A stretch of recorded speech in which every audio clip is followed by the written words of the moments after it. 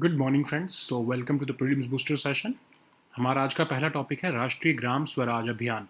तो cabinet committee on economic affairs जो है उन्होंने राष्ट्रीय ग्राम स्वराज अभियान को जो है वो एक्सटेंड कर दिया है। अब ये 1 अप्रैल 2022 से लेकर 31 मार्च 2026 तक जो इसको है एक्सटेंशन मिल गया है। अब ये है क्या असल में, एक्चुअली जब 2016-17 का बजट प्रेजेंट किया जा रहा था फाइनेंस मिनिस्टर द्वारा, तब ये स्कीम को अनाउंस किया गया था ताकि जो पंचायती राज इंस्टीट्यूशंस हैं उनको जो है उनकी कैपेसिटीज़ को स्ट्रेंथन किया जा सके। तो हम जो है रूरल लोकल गवर्नेंस को जो है थोड़ा और हम मॉडर्नाइज़ करना चाहते हैं, उनको थोड़ा लोकल डेवलपमेंटल नीड्स के हिसाब से उनको जो है थोड़ा रिस्पॉन्सिव बनाना चाहते थे। तो इसलिए 2018 में स्कीम को लॉन्च किया गया था। तो रूरल लोकल बॉडीज़ को सेल्फ सस्टेनेबल बनाना, फाइनेंशियली स्टेबल बनाना, ज़्यादा एफिशिएंट बनाना, उसके लिए ये स्कीम निकाली गई थी और ये सारी स्टेट्स और यूटीज़ ऑफ द कंट्री में ये स्कीम चल रही थी। उसको एक्सटेंशन मिला है। सेंट्रली स्पॉन्सर्ड स्कीम है, 60-40 के रेशियो में इसकी फंडिंग जो है वो शेयर की जाती है। अब इसमें कुछ एलिमेंट्स ऐड किए गए हैं इस एक्सटेंशन के अंदर, जैसे कि अब फोकस रहेगा कि पॉवर्टी फ्री कैसे बनाया जाए विलेजेस को, और हेल्दी विलेज कैसे बनाया जाए, child friendly water sufficient village कैसे बनाया जाए, clean green village, self sufficient infrastructure village में कैसे क्रिएट किया जाए, गुड गवर्नेंस देना। अब ये एनजेंडर्ड डेवलपमेंट लिखा है। अब एक्चुअली तो ये एक बार यूपीएससी भी गलती कर चुका है। तो एनजेंडर्ड का मतलब होता है कि आपको बढ़ाना, मतलब डेवलपमेंट को विलेज में बढ़ाना। तो या तो ये जेंडर से रिलेटेड वाला उन्होंने जो है इसको जेंडर डेवलपमेंट की बात की होगी कि जेंडर इक्वालिटी लेके आना, या फिर डेवलपमेंट विलेज में ओवरऑल डेवलपमेंट लाने की बात की होगी। ठीक है, तो ये गवर्नमेंट में ये एनजेंडर्ड वर्ड को लेके बहुत ही कन्फ्यूजन रहती है। तो इसीलिए जो हमारे प्रेस इन्फॉर्मेशन ब्यूरो है उसमें एनजेंडर्ड वर्ड यूज़ किया गया, तो हम इसको जो है फेस वैल्यू पर लेते हैं। तो एनजेंडर्ड डेवलपमेंट मतलब क्या हुआ कि विलेज में डेवलपमेंट को और आगे बढ़ाना और इसको फैलाना। ठीक है, सो नेक्स्ट टॉपिक देखते हैं जो कि है पेटेंट फाइलिंग इन इंडिया। तो पहली बार पिछले 11 साल में पहली बार इंडिया में जो डोमेस्टिक पेटेंट फाइलिंग हुई है वो ज़्यादा हुई है as compare to international patent filing. ठीक है, तो ये अब हुआ क्या कि 19,000 के करीब जो है पेटेंट एप्लीकेशंस इंडिया में फाइल हुई। उसमें से 10,000 से ज़्यादा लोग वो थे जिन्होंने, जो इंडियंस थे जिन्होंने पेटेंट्स फाइल किए हैं। 9,090 वो लोग थे जो नॉन इंडियंस थे जिन्होंने पेटेंट्स फाइल किए हैं। ठीक है, तो ये एक बहुत अच्छी डेवलपमेंट है। इसका मतलब कि जो है इनोवेशन और जो एंटरप्रेन्योरशिप है इंडिया में डेवलप हो रही है अच्छी। तो ये एक तरह से और भी अच्छी हमारे लिए और भी अच्छी रिपोर्ट्स मिल रही हैं, जैसे कि फाइलिंग ऑफ पेटेंट्स जो है वो मोर देन 50% इंक्रीज़ हुई है पिछले 7 साल के अंदर में। 5 टाइम इंक्रीज़ देखने को मिला है हमें ग्रांट ऑफ पेटेंट्स में पिछले 7 साल में। और इवन जो रिडक्शन, जो टाइम है पेटेंट को एग्जामिन करने का जिसके बाद जो है ग्रांट किया जाता है पेटेंट, उसमें भी टाइम रिडक्शन देखने को मिला। पहले अगर वो एवरेज दिसंबर 2016 में एवरेज 72 मंथ्स था, तो अब वो कम होकर 5 से 23 महीने के बीच में हो चुका है। तो पहली बात तो देखो कि पेटेंट्स क्या होते हैं। तो एक पावरफुल इंटेलेक्चुअल प्रॉपर्टी राइट है और ये एक्सक्लूसिव मोनोपोली देता है। गवर्नमेंट द्वारा आपको एक मोनोपोली दी जाती है कि जो आपने प्रोडक्ट बनाया है इसको आप ही बना सकते हो। अब दो तरह के पेटेंट होते हैं, एक होता है प्रोडक्ट पेटेंट, एक होता है प्रोसेस पेटेंट। अब प्रोडक्ट पेटेंट में क्या होता है कि जो फाइनल प्रोडक्ट आपने बनाया, अब चलो वैक्सीन के कंटेक्स्ट में देखते हैं इसको, ठीक है, या किसी दवाई के कंटेक्स्ट में देखते हैं। चलो प्रोडक्ट पेटेंट में कि आप वो दवाई ही नहीं बना सकते। ठीक है, आप क्योंकि जिसके पास वो पेटेंट है उसके पास अगर प्रोडक्ट पेटेंट है तो वो जो है आप दवाई बना ही नहीं सकते, क्योंकि वो दवाई जो है वो एक पर्सन के पास या एक ऑर्गेनाइजेशन के पास उसका पेटेंट है। दूसरा होता है प्रोसेस पेटेंट। प्रोसेस पेटेंट में क्या होता है कि उन्होंने प्रोसेस को पेटेंट किया हुआ है, लेकिन प्रोडक्ट आप उसको बना सकते हो। मतलब कोई और कंपनी या कोई और ऑर्गेनाइजेशन या इवन कोई और इंडिविजुअल उस प्रोडक्ट को बना सकता है, लेकिन वो प्रोसेस वो फॉलो नहीं कर सकता। तो प्रोसेस में आप थोड़ी सी मॉडिफिकेशन करके उस प्रोडक्ट को या उस ड्रग को बना सकते हो, जैसे कि जेनरिक ड्रग्स बनाए जाते हैं। ठीक है, सो इंडिया की आईपीआर पॉलिसी भी है जिसमें कंपलसरी लाइसेंसिंग है। कंपलसरी लाइसेंसिंग क्या था कि समझ लो अब ड्रग्स के केस में ही होता है ये कि दवाई के केस में कि जैसे कोविड की सिचुएशन ही है, अगर कोई ऐसी दवाई है जिससे कि कोविड को हैंडल किया जा सकता है या उसका इलाज समझ लो हमें मिल गया और उसको किसी ने पेटेंट करा रखा है पहले से ही, तो गवर्नमेंट ये देखेगी कि इस टाइम पर जो है कंट्री में, और वो जो जिसके पास ऑफ कोर्स उसका पेटेंट होगा वो तो उसको बहुत महंगी बेचेगा। तो गवर्नमेंट ये देखेगी कि लार्जर पब्लिक का नुकसान हो रहा है क्योंकि ये एक कंपनी जो है ज़्यादा प्राइस में बेच रही है और इस टाइम पर हमको इसको ज़्यादा जो है स्केल पर बनाने की ज़रूरत है। तो गवर्नमेंट क्या करेगी, उस पेटेंट को जो है वो हटा देगी ताकि और लोग भी जो है वो दवाई बना सके। तो इसको कहते हैं कंपलसरी लाइसेंसिंग। एक होता है वॉलंटरी लाइसेंसिंग, आपने पढ़ा होगा। वॉलंटरी लाइसेंसिंग में क्या होता है कि वो कंपनी जिसके पास उसका पेटेंट है उस दवाई का, वो खुद ही किसी कॉन्ट्रैक्ट में एंटर कर जाए और दूसरी कंपनीज को वो एक तरह से पेटेंट शेयर कर ले कि आप भी हमारे बिहाफ पर जो है ये पेटेंट जो है ये दवाई बना सकते हो, of course in in lieu of some payment, ठीक है। सो अब जो हमारा department of industrial policy and promotion जो कमर्स मिनिस्ट्री के अंडर आता है, वो ही नोडल एजेंसी होता है आपके आईपी राइट्स को देखने का। और इस इंडिया के आईपीआर पॉलिसी में कहा जा रहा है कि हम सारे इंटरनेशनल एग्रीमेंट्स को फॉलो करेंगे, जो है इंटरनेशनल ट्रीटीज़ में पार्टिसिपेट करेंगे, और जो ट्रेड रिलेटेड आईपीआर एग्रीमेंट है डब्ल्यूटीओ का, उसको भी हम जो है उससे कमिटेड हैं, ठीक है। सो नेक्स्ट हमारा टॉपिक है सोलर कैपेसिटी। तो इंडिया जो है 2022 का हमारा टारगेट था कि 100 gigawatts of solar power capacity India में हम जो है लेकर आएंगे, लेकिन रूफ टॉप सोलर जो है वो कम लोगों ने जो है अडॉप्ट किया है, उसकी वजह से जो है ये कैपेसिटी जो है हम नहीं जो है वो पूरी कर पाएंगे। तो एज ऑफ दिसंबर 2021 ये आंकड़ा है कि हमने अभी तक सिर्फ 55 गीगावाट्स की जो है सोलर कैपेसिटी को इंस्टॉल किया है, जिसमें grid connected utility scale projects जो हैं वो 77% हैं इस 55 गीगावाट्स के। जो रूफ टॉप सोलर है वो सिर्फ 20% है, और जो छोटे मोटे जो मिनी या माइक्रो ऑफ ग्रिड प्रोजेक्ट्स होते हैं वो सिर्फ 3% है। तो अब हम मतलब हमने 100 गीगावाट्स का टारगेट रखा था, लेकिन उसमें से सिर्फ 50% हम अचीव कर पाए हैं। कहा जा रहा है कि इस 2000 जो 8 महीने बचे हैं इसमें 19 गीगावाट्स और ऐड कर लेंगे। तो अगर आप 19 गीगावाट्स भी ऐड कर लेते हो तो अबाउट 74 गीगावाट्स के करीब जो है आप जो है सोलर कैपेसिटी बना पाओगे, जबकि आपका टारगेट 100 गीगावाट तक 2022 तक लाना था। अब इसके बहुत से रीजंस हैं। रूफ टॉप सोलर जो है उसको भी अडॉप्ट ना करने के भी बहुत से रीज़न हैं, ठीक है। सबसे पहला जो सबसे बड़ा रीज़न लगता है वो ये है कि स्टेट गवर्नमेंट्स की जो है अलग अलग पॉलिसीज़ हैं। अब जैसे गुजरात में सूर्य नाम से एक स्कीम है, I can't remember exact name क्या है उस स्कीम का, बट वो एक तरह से गुजरात गवर्नमेंट की जो वो स्कीम है वो एक तरह से अम्ब्रेला स्कीम होनी चाहिए, सारी स्टेट्स को वो स्कीम फॉलो करनी चाहिए। वो बहुत ज़्यादा जो है बढ़ावा देती है रूफ टॉप सोलर को। अब बहुत सी ऐसी स्टेट्स हैं, जैसे कि आपने पंजाब के बारे में सुना होगा कि पंजाब में जो है इवन जो अगर आप रूफ टॉप सोलर लगाते हो तो आपको जो है सब्सिडीज़ आती ही नहीं है। पिछले 3 साल 4 साल से सब्सिडीज़ आ ही नहीं रही हैं, ठीक है। तो अब ये अगर ऐसे स्टेट्स के हाल रहेंगे तो जो है जो कंज्यूमर्स हैं, डोमेस्टिक कंज्यूमर्स हैं, वो रूफ टॉप सोलर लगाने को जो है वो उसको कैसे अफोर्ड कर पाएंगे। और जो है उनकी जो है इवन जो नेट मीटरिंग में क्या होता है कि आपका जब सोलर जो आप लगा लेते हो अपने घर पे और उसको फिर जब आप ग्रिड से कनेक्ट करते हो तो आप क्या कर रहे हो, एक तरह से नेट मीटरिंग में क्या करते हो कि जो सोलर पावर प्रोड्यूस हो रही है वो आप अपनी डिस्कॉम को बेच रहे हो, और जो आप डिस्कॉम से कंज्यूम करते हो अपनी नॉर्मल इलेक्ट्रिसिटी, उसके जो है समझ लो आपने 100 यूनिट्स जो है बिजली बनाकर जो है सोलर बिजली बनाकर अपने डिस्कॉम को बेची, और आपने डिस्कॉम की जो बिजली आपकी नॉर्मल आ रही थी जो आपके घर पे आती है वो आपने 75 यूनिट जो है वो कंज्यूम की। तो आपने 25 यूनिट एक्स्ट्रा जो है वो बिजली बेची है उनको। तो एक तरह से नेट मीटरिंग आपकी दिखाएगी कि 25 आपका प्लस बैलेंस है। तो ये नेट मीटरिंग के जो कनेक्शंस होते हैं उसमें भी देरी है, जैसे ये अलग अलग स्टेट्स में अलग अलग है। जैसे कि कुछ स्टेट्स में बहुत एफिशिएंट है ये काम, और बाकी कुछ स्टेट्स हैं जो है खासकर जैसे जो नदर्न स्टेट्स हैं या फिर जो है इवन आपकी बाकी स्टेट्स हैं, उनमें ये इस प्रोसेस में बहुत टाइम लग जाता है, बहुत करप्शन भी है। तो इसीलिए क्या हो रहा है कि रूफ टॉप सोलर को जो है लोग अडॉप्ट नहीं कर रहे हैं। तो इसके लिए कहा जा रहा है कि एक नेशनल लेवल पर पॉलिसी आनी चाहिए जो कि सारी स्टेट्स में कॉमन हो, एक स्टैंडर्ड पॉलिसी हो। किसी भी स्टेट की जो है सब में स्टेट्स में वो सेम पॉलिसी अडॉप्ट की जानी चाहिए।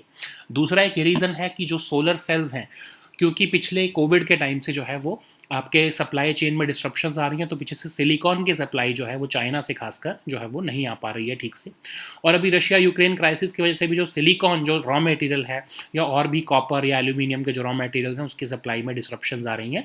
तो जो कॉस्ट है वो बहुत ज़्यादा बढ़ चुकी है, 35% से 40% जो है कॉस्ट जो है रूफ टॉप सोलर के जो कॉम्पोनेंट्स की वो कॉस्ट बढ़ गई है। तो एक तरह से बहुत महंगा हो गया है। ऊपर से ऐसे केसेस में जब स्टेट गवर्नमेंट सब्सिडीज़ भी नहीं देंगी तो जो आपके कंज्यूमर्स हैं वो उसको अडॉप्ट करने में थोड़ा हिचकिचा रहे हैं, ठीक है। सो इसीलिए जो है रूफ टॉप सोलर में ही आपको ये देखने को मिल रहा है कि उसका इनएडिक्वेट अपटेक हो रहा है, खासकर पिछले 2-3 साल से। तो रूफ टॉप सोलर स्कीम है क्या? अब हमारा इसमें एम था कि हम 40,000 मेगावाट्स जो है वो रूफटॉप सोलर प्रोजेक्ट लगाएंगे कंट्री में बाय द ईयर 2022 में तक। ठीक है, ग्रिड कनेक्टेड सोलर जो है रूफटॉप आपके लगाने थे। ग्रिड कनेक्टेड मतलब आप अपने जो है जितनी भी आप इलेक्ट्रिसिटी प्रोड्यूस करोगे, आप अपने घर पे समझ लो आपने 5 kV का जो है उसका केवी का, केवी नहीं किलो वाट का, आपने अगर आपने सोलर जो है रूफटॉप लगाया तो आप 5 किलो वाट जो आप इलेक्ट्रिसिटी आप अपने डिस्कॉम को बेच रहे हो वो। ठीक है, तो अब ग्रिड कनेक्टेड का मतलब ये होता है ऑन ग्रिड का। तो अब इसमें ग्रिड कनेक्टेड आपने लगानी थी। फिर जो है फॉसिल फ्यूल बेस्ड इलेक्ट्रिसिटी जो है उसको मिटिगेट करना था, क्योंकि आप चाहते हो कि ज़्यादा से ज़्यादा सोलर जब रूफटॉप लगेंगे तो जो डिस्कॉम्स हैं उनको फॉसिल फ्यूल बेस्ड इलेक्ट्रिसिटी जो है वो कम खरीदनी पड़ेगी। ठीक है, तो इस पूरी स्कीम को इम्प्लीमेंट ही जो है स्टेट की पावर डिस्ट्रीब्यूशन कंपनीज कर रही थी। और जैसा मैं आपको कह रहा हूँ कि पावर डिस्ट्रीब्यूशन कंपनीज का जो फंक्शनिंग है वो स्टेट टू स्टेट वेरी करती है, इसीलिए जो ये सोलर रूफटॉप की जो स्कीम है ये ठीक से इम्प्लीमेंट नहीं हो पा रही है। इसके लिए ही जो है गवर्नमेंट ऑफ इंडिया को इसको सेंट्रलाइज करना चाहिए। बट अगर सेंट्रलाइज कर देंगे तो जो स्टेट्स हैं वो उसको फेडरल स्ट्रक्चर पर खतरा, फेडरल स्ट्रक्चर पे एक बार कुछ भी कहना शुरू कर देंगे। बट उनकी जो है स्टेट्स की नाकामयाबी की वजह से रूफटॉप सोलर स्कीम जो है वो ठीक से परफॉर्म नहीं कर पाई है। ठीक है, एनीवेज इस स्कीम के अंदर बेनिफिट्स ये थे कि 40% सब्सिडी जो है, अगर आप घर पे 3 किलोवाट तक का अगर प्लांट लगाते हो तो आपको 40% उसकी कॉस्ट में सब्सिडी मिलती है। ठीक है, और अगर आप 3 किलोवाट से लेकर 10 किलोवाट के बीच का कोई प्लांट लगाते हो तो पहले 3 किलोवाट पे आपको 40% सब्सिडी, और उसके ऊपर जो है आपको 3 से लेके समझ लो आपने 5 किलोवाट का लगाया तो आपको जो 4 और 5 का जो आपने था, जो 4 मेगावाट और 5 मेगावाट का जो आपका जो वो है उसके अंदर आपको 20% सब्सिडी मिलेगी। ठीक है, तो ये ऐसी स्कीम थी। बट ऑफ कोर्स इसका जो है परफॉर्मेंस बहुत अच्छी नहीं रही है because of so many reason जो मैंने आपके साथ डिस्कस किए हैं। तो हमारा एक नेशनल सोलर मिशन भी है ऑफ कोर्स। ठीक है, तो जवाहरलाल नेहरू सोलर मिशन ये 2008 में अप्रूव किया गया था, और इनिशियल टारगेट था कि हमने 20,000 मेगावाट जो है वो ग्रिड कनेक्टेड सोलर पावर बनानी है बाय द ईयर 2022। लेकिन जब न्यू गवर्नमेंट आई, एनडीए गवर्नमेंट आई 2014 में, तो उन्होंने इस जो है टारगेट को रिवाइज करके इसको 100 गीगावाट्स कर दिया, मतलब 5 टाइम्स बढ़ा दिया इस टारगेट को जून 2015 में। इसी में हम देख रहे हैं कि 55 गीगावाट्स तक तो हम ऑलरेडी पहुंच गए हैं। ठीक है, अब 19 गीगावाट्स इस साल भी ऐड हो जाएंगे तो हम देखेंगे 74 गीगावाट्स तक हम ऑलरेडी जो है कंट्री में इंस्टॉल कर चुके होंगे सोलर पावर। लेकिन ऑफ कोर्स अब जो है इस टारगेट के अंदर सब टारगेट्स ये थे कि 40 गीगावाट हम रूफटॉप करेंगे और 60 गीगावाट जो है हम लार्ज और medium scale grid connected solar power projects के थ्रू हम जो है सोलर एनर्जी प्रोड्यूस करेंगे। लेकिन ऑफ कोर्स ये टारगेट्स पूरे नहीं हो पा रहे हैं, क्योंकि जो ये रूफटॉप सोलर का जो आपका कंपोनेंट है ये ठीक से परफॉर्म नहीं कर पा रहा है। और ये क्यों परफॉर्म नहीं कर पा रहा है? क्योंकि ये स्टेट्स के हाथ में है। स्टेट्स में की जो फंक्शनिंग है, स्टेट्स के डिस्कॉम की जो फंक्शनिंग है वो वेरी करती है, स्टेट टू स्टेट वेरी करती है। और स्टेट्स की जो है एक तरह से कैपेसिटी, फिजिकल कैपेसिटी भी ना होने की वजह से जो है ये स्कीम में दिक्कत आ रही है। ठीक है, सो एनीवेज नेक्स्ट टॉपिक देखते हैं जो कि है डॉर्नियर 228 एयरक्राफ्ट।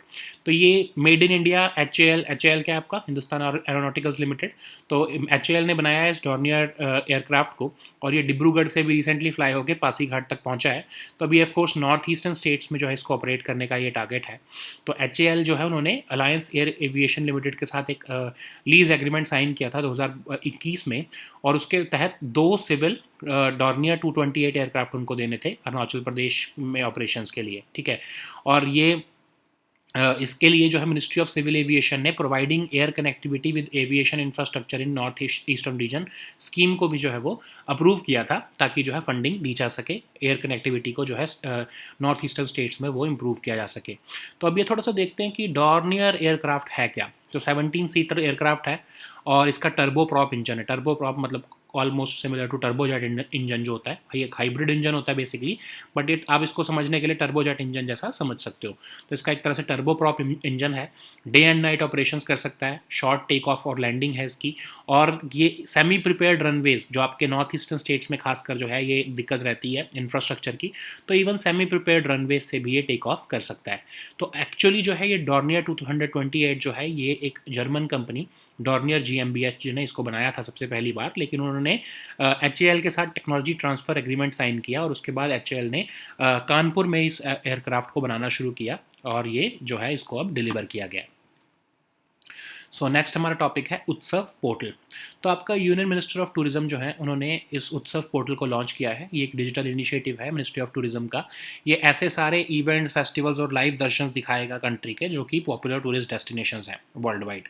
ठीक है, तो इससे दिखाने से होगा क्या, आप इस पोर्टल पर जाके देख सकते हो। तो इसमें आप जो है इवेंट्स और फेस्टिवल्स को देख सकते हो।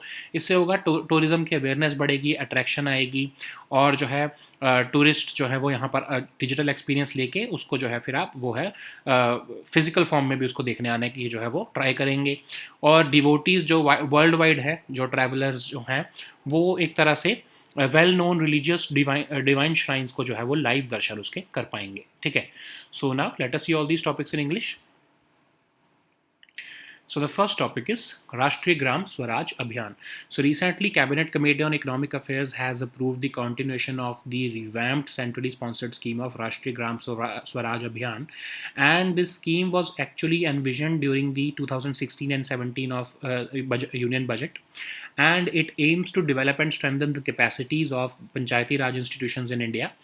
And the scheme was, of course, launched in 2018, and it aimed to make local governance more responsive towards the local developmental needs.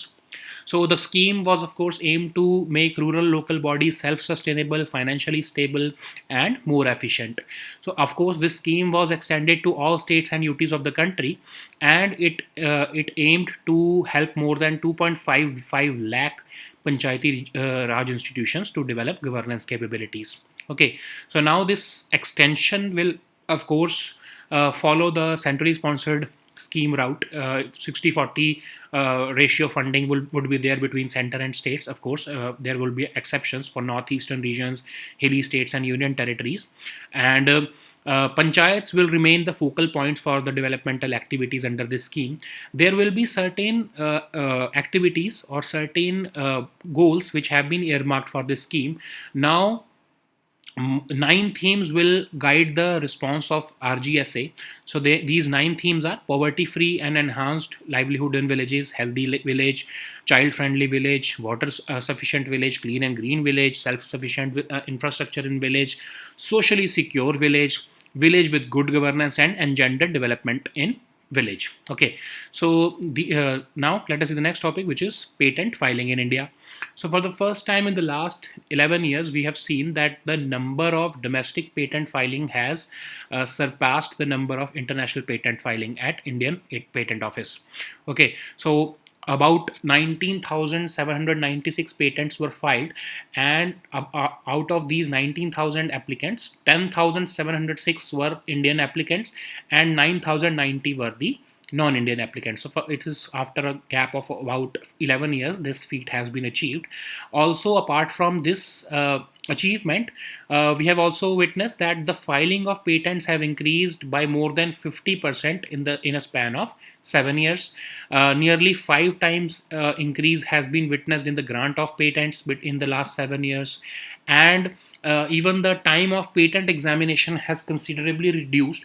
It was 72 months in December 2016, but now it has come down to just 5 to 23 months at present. So what are patents? So it is basically a powerful intellectual property right, and it gives an exclusive monopoly which is granted by a government to the patent owner, and it grants the inventor a limited monopoly for a pre-specified time. Okay, so there are two kinds of patents. The first one is, of course, product patent, and the second one is process patent. So in the product patent, let's take an example of any let's say a COVID drug. Okay, so let's assume that a COVID drug has been made.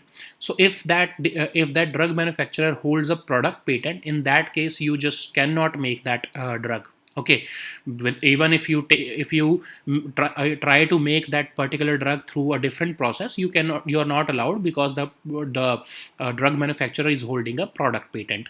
But in case the drug manufacturer is holding just a process patent, in that case you can make that drug, but you cannot follow the process which the drug manufacturer has followed while making the product. So you can make that drug through another process, like generic generic drugs do. They follow another method, but they make that particular drug. That's why they are less costly as compared to the original drug. So those are basically examples of process patent. Okay, so India also has an IPR policy. It has compulsory licensing.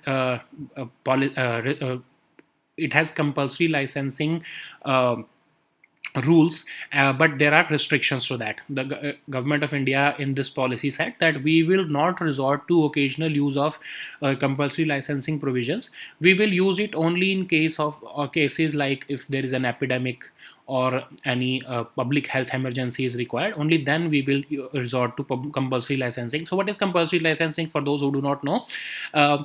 Let's say there is a COVID drug, and it is the only drug in the market which can actually cure the COVID.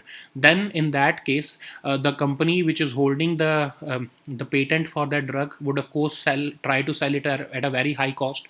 So realizing the importance of the large scale need of that drug and the high costs of that drug, the government would snatch away the patent from that drug manufacturer using the compulsory licensing provisions, and distribute that technique to many or other drug manufacturers, so that the scale of that drug, the supply of that drug can be enhanced, and the prices can be reduced. Okay, but there is also a component of voluntary licensing. So voluntary licensing is a preferable mode in which the drug manufacturer itself enters into a pact with other manufacturers, and it shares the formula for making that drug in lieu of some payments. Okay, so like you know that Covishield has been Covishield is the best example of voluntary licensing.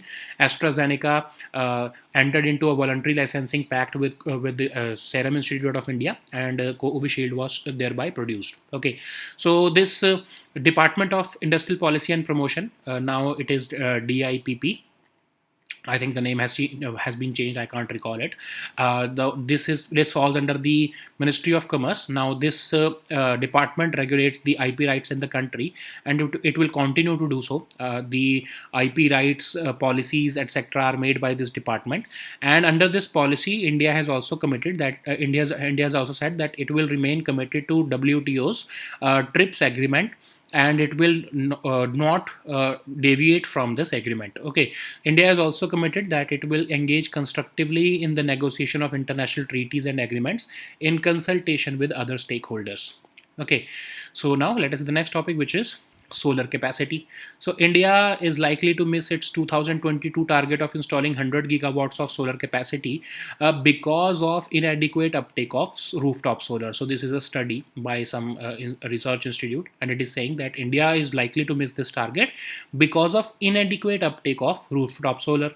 So what is rooftop solar? So it can be either residential or even commercial. So what you do is you can see that many people have started installing this solar power plant or solar system basically on their rooftop to generate electricity. So this inadequate uptake of rooftop solar is causing India. It is costing India because we have just added 55 gigawatts of installed solar capacity as of December 2021, and 77% of that is grid connected utility scale projects. But the rooftop solar is having just 20% of this installed solar capacity. Why? What are the reasons why the people are not willing to adopt rooftop solar? Because of several reasons which I've discussed earlier. Let me tell you the reasons once again. First, of course, the costs are rising. The costs in the last 1 or 2 years have risen by almost 35 to 40% because of course, supply chain disruptions from China, and even the Russia-Ukraine war is creating troubles for the raw material like silicon and even the wiring which is done in this rooftop solar. So because of that, the prices are rising. The cost is the prices have risen by almost 35 to 40%. And there is another reason, because this rooftop solar scheme is being implemented by the state authorities or the state level power distribution companies. All states have different policies.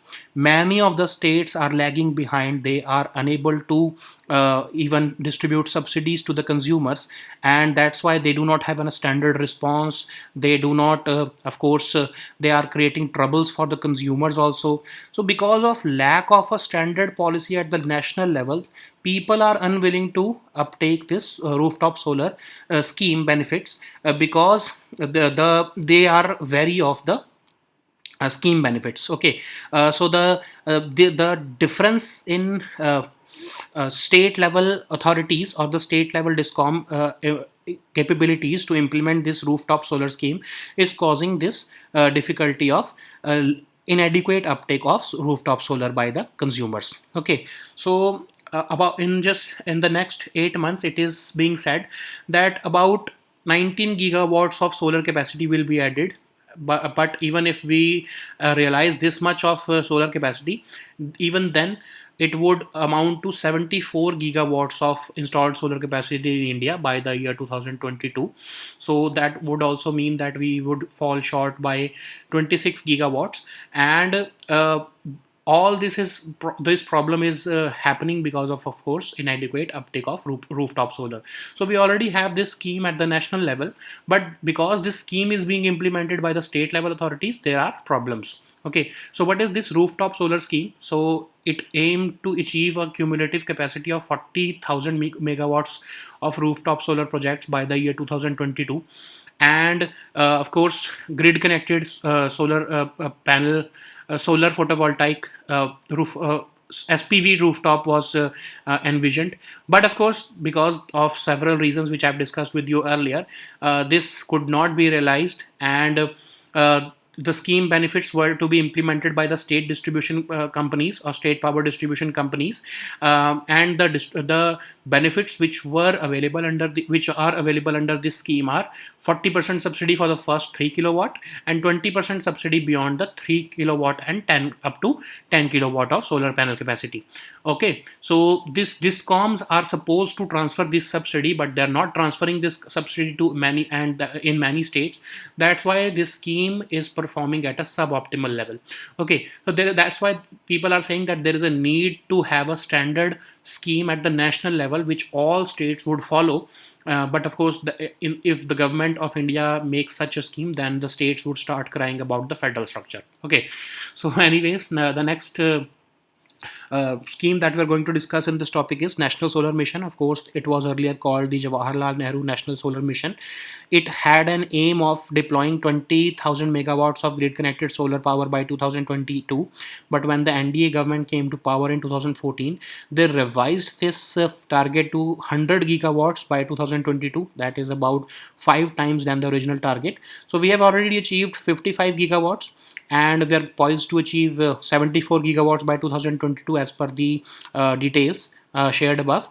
And anyways, this national solar mission was had an objective of having 40 gigawatt of solar power capacity through rooftop solar and 60 gigawatt through large and medium scale grid connected solar power projects. So this rooftop solar component is not performing well. That's why this entire scheme is failing to achieve its target. Okay, so the next topic is Dornier 228 aircraft. So first, made in India, Hindustan Aeronauticals Limited Dornier 228 aircraft has recently taken off.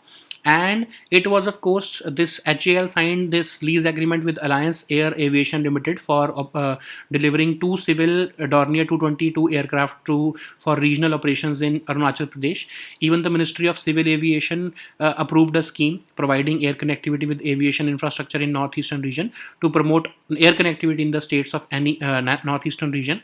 So about this Dornier aircraft, it is a 17-seater non-pressurized Dornier 228 aircraft. It has a turboprop engine similar to a turbojet engine, and it is capable of day and night operations, short takeoff and landing, and it can even take off from semi-prepared runways, which are of course a feature in the northeastern region because of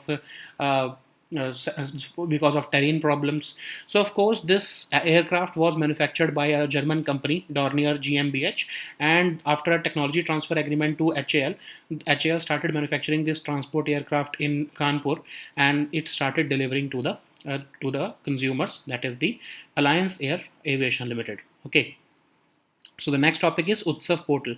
So Union Minister for Tourism has launched this portal, and it is a digital initiative by Ministry of Tourism to showcase all events, festivals, and live darshans across India, so that of course popular tourist destinations, so that people can see it online and they will be motivated to visit physically later. Okay, so of course it will showcase various elements, dates, details of the events and festivals of India, and even the devotees and travelers can experience the live darshans of well-known religious divine shrines in India, and based upon that, of course, it will of course boost tourism.